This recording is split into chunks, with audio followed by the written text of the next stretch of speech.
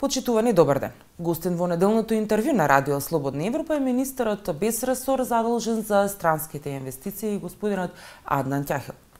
Министре, веќе година и пол како сте на оваа функција? Какви се вашите резултати досега? Како што кажате, ние сме неполни година и пол на функција. Ако се осврнеме на резултати, јас сум лично задоволен од резултативе. Тоа ќе го интерпретирам преку бројки. Од кога сум на оваа функција како министер за странски инвестиции, сум примил и разговарал со над 300 фирми од целиот свет и можам да кажам дека интересот беше многу голем од сите области и едноставно во слободните економски зони имаме 13 инвестиции и кои се потпишани и 3 треба да се потпишат, една инвестиција во Струга и од кои се 5 од Турција донесени, овој период. Така. Но се во фаза и други разговори, при крајна фаза и очекувам некаде, ако се стабилизира политичка ситуација, да имаме најмалку 20 до 30 фирми веќе кои се спремни од целиот свет да дојдат да инвестират во Македонија, без разлика дали ќе имате во слободни зони, како Гринфилд или Браунфилд инвестиции. Опозицијата обвинува дека се китите со нивни перија, односно дека отварате фабрики кои ги договорила претходната власт. Како ги коментирате ваквите обвинувања? И мислам дека не се во право, затоа што секогаш треба да има континуитет во државноста. Може би има такви фабрики кои почнале, ние сме ги завршиле. И тоа е добро за една држава. Добро е за Македонија. Како што претhodно имаше работи кои почна СДСМ, па ВМРО ги продолжи. Но можам да кажам, еве за од Турција дојдени 5 инвестиции, се најнови инвестиции што и ги има. Едноставно, ако испоредиме почетоците година и пол од владењето на ВМРО од 2006 година и овие година и пол, ќе видите дека тогаш резултатите на инвестиција беа нула во однос на овие цифри што ги кажав сега. Апсолутно не се во право и не треба така да се гледат да работиме. Ние работиме по принципот на континуитет. Она што е добро го продолжуваме, сметаме дека слободни економски зони се добри, но ние надградивме тие принципи затоа што не дозволивме секој министер да одлучува како сака поради субјективни критериуми. Направивме објективни критериуми, тоа го донесоме во форма на закон и сега секој инвеститор во Македонија однапред знае каде, што, како, на кој начин ќе инвестира и колку ќе добие субвенција од државата. Не зависи од нас министрите, ние се само сервис на тие граѓани, на тие луѓе, на тие инвеститори кои гледат сигурност во нас. Ситуацијата околу референдумот и договорот од Преспа како да донесува уште една политичка неизвестност во земјава. Како тоа се рефлектира врз странските инвестиции? За сега таква рефлексија нема, бидејќи јас продолжувам со разговори, а верувам и моите други колеги во врска со инвестициите, има заинтересираност, но веројатно ако продолжи ваквата политичка неизвестност, ќе има рефлексија. Апсолутно ќе има рефлексија, бидејќи истите тие фирми кои со промена на власта видоа надеж дека се свртеме кон економијата и дека самите бројки кажуваат дека се заинтересирани, а ви кажав на 300 фирми со 300 фирми разговарав за можните инвестиции и тие веројатно со текот на времето ќе инвестират. Политичка стабилност е еден од условите, но и можеби најважен услов да дојде да инвестират во Македонија. Што ќе случува понатаму, не знам ни јас.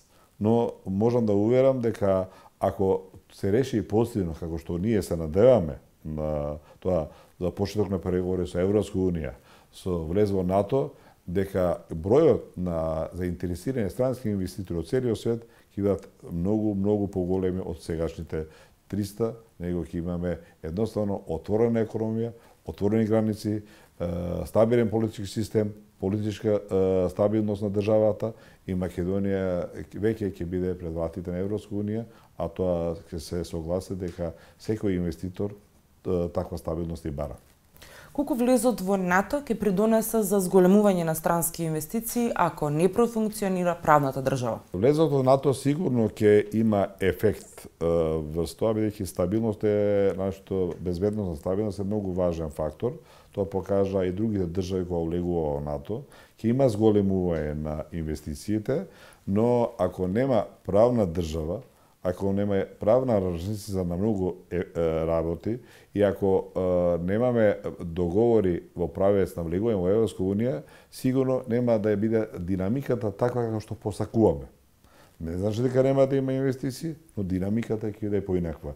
Затоа би сакал и затоа и работиме како влада да влеземе во НАТО, да бидеме членки на НАТО, да почнеме пристапни преговори со Европска унија и во даден момент со решање на проблемите со законските регулативи, со политичка стабилност и правна сигурност, да им овозможиме на сите тие инвеститори да може да се осеќаат дека се инвеститори, дека се луѓе кои се добродојдени во Македонија, како што впрочем цело време јас и другите тоа им го посакуваме и им објаснуваме.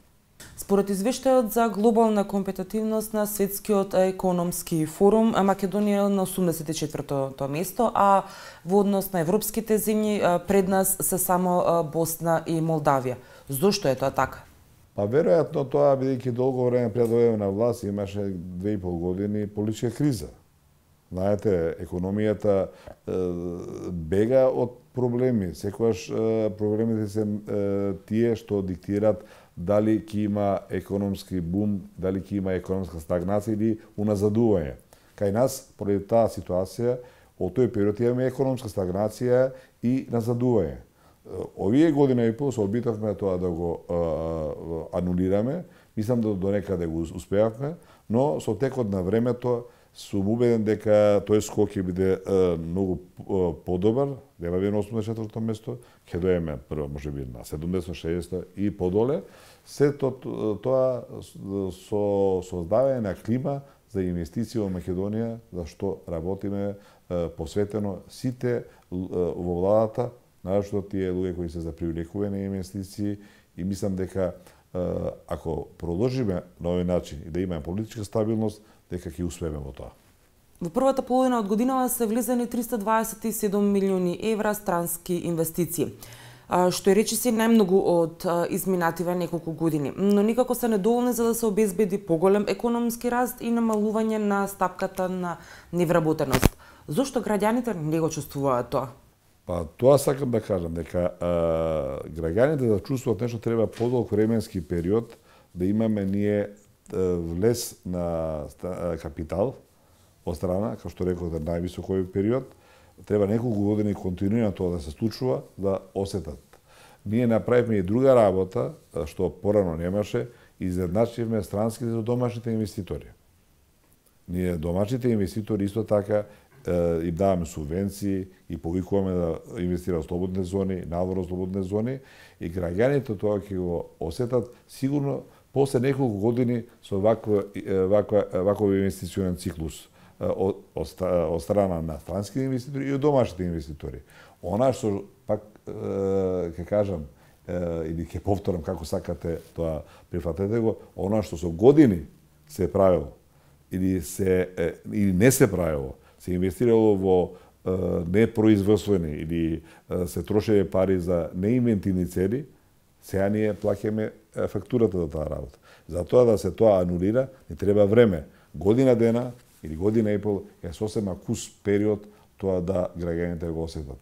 Верувате дека со оваа програма што имаме ние, ако продолжиме, а ќе продолжиме понатаму, верувам дека до 2020 година и текако граѓаните ќе осетат благодетот на овие инвестиции, без разлика дали доаѓаат од надвор или од внатре.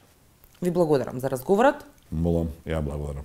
Вам, почитувани, ви благодарам што го следевте неделното интервју на Радио Слободна Европа. До гледање.